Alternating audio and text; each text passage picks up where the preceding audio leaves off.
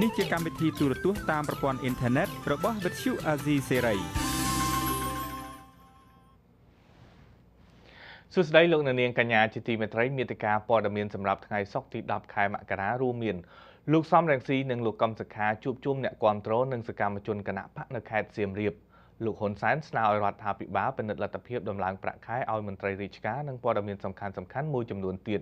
ជាបន្តទៅទៀតនេះខ្ញុំបាទយុនសាមៀនសូមជូនព័ត៌មានពិស្ដាលោកសំរងស៊ីប្រធានគណៈបកសង្គ្រោះជាតិនិងអនុប្រធានលោកកឹមសុខានៅថ្ងៃសុក្របានជួបប្រជុំជាមួយក្រុមសកម្មជននិងអ្នកគាំទ្រប្រមាណ 1000 នាក់នៅឯខេត្តសៀមរាបនេះជាលើកដំបូងហើយដែលមេដឹកនាំគណៈបកសង្គ្រោះជាតិប្រមូលផ្ដុំអ្នកគាំទ្រនិងសកម្មជនគណៈបកក្រោយពេលកងកម្លាំងប្រដាប់អាវុធបានបង្ក្រាបបាតកោនៅទីលានប្រជាធិបតេយ្យលោកកឹមសុខាថ្លែងទៅកាន់អ្នកគាំទ្រថាគណៈបកនឹងបន្តទាមទារយុត្តិធម៌ស៊ើបអង្កេតភាពមិនប្រក្រតីលទ្ធផលបោះឆ្នោតឬឲ្យមានការបោះឆ្នោតឡើងវិញឡើងវិញមានន័យថាសម្រាប់ចោលទី2អត់ព្រមឲ្យបោះឆ្នោតឡើងវិញមានន័យថាខ្លួនឯងចាញ់ចោលហើយចាញ់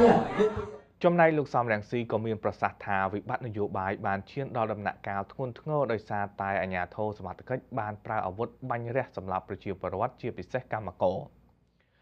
ក្រុមគ្រូបង្រៀននៅតាមសាលាមួយចំនួននៅទូទាំងប្រទេសកម្ពុជាបន្តលើកបដាទាមទារឲ្យរដ្ឋាភិបាលដំឡើងប្រាក់ខែគោលយ៉ាងតិច1 លានរៀលក្នុងមួយខែសម្រាប់គ្រូម្នាក់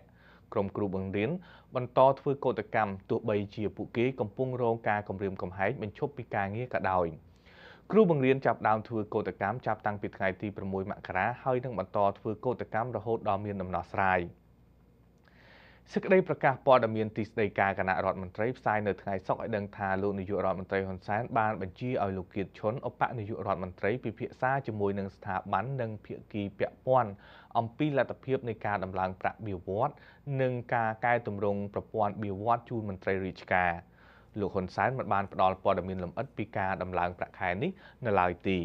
លោកហ៊ុនសែនក៏បានរំលឹកឲ្យមន្ត្រីរដ្ឋាភិបាលជាសមាជិកក្នុងគណៈកម្មការ3ខិតខំធ្វើការគណៈកម្មការទាំងនោះរួមមានការស៊ើបអង្កេតការបាញ់សម្លាប់កម្មករនៅផ្លូវវែងឆ្វេងគណៈកម្មការស្រាវជ្រាវការខូចខាតបណ្ដាលមកពីបាតកម្មអនាធិបតេយ្យ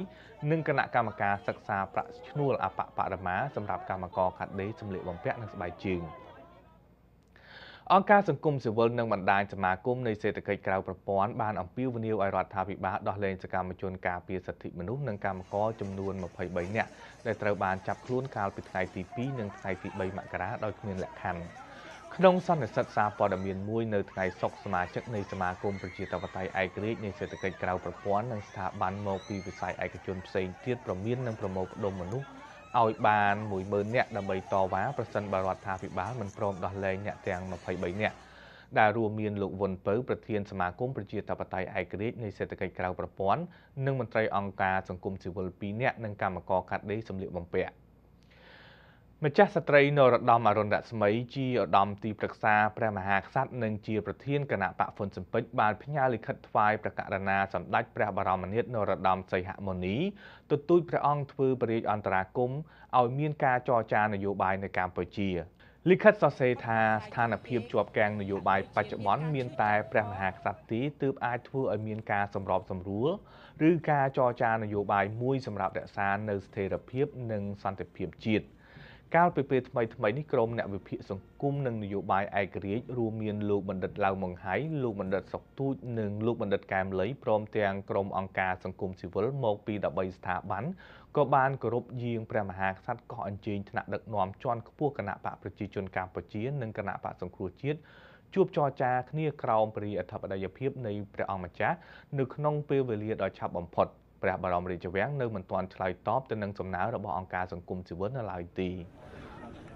លោកអ្នកនាងកញ្ញាទើបបានទស្សនាព័ត៌មានរបស់វិទ្យុអាស៊ីសេរីប្រធានាធិបតី Washington សម្រាប់កម្មវិធីផ្សាយប្រចាំថ្ងៃសូមអញ្ជើញចូលកាន់គេហទំព័រ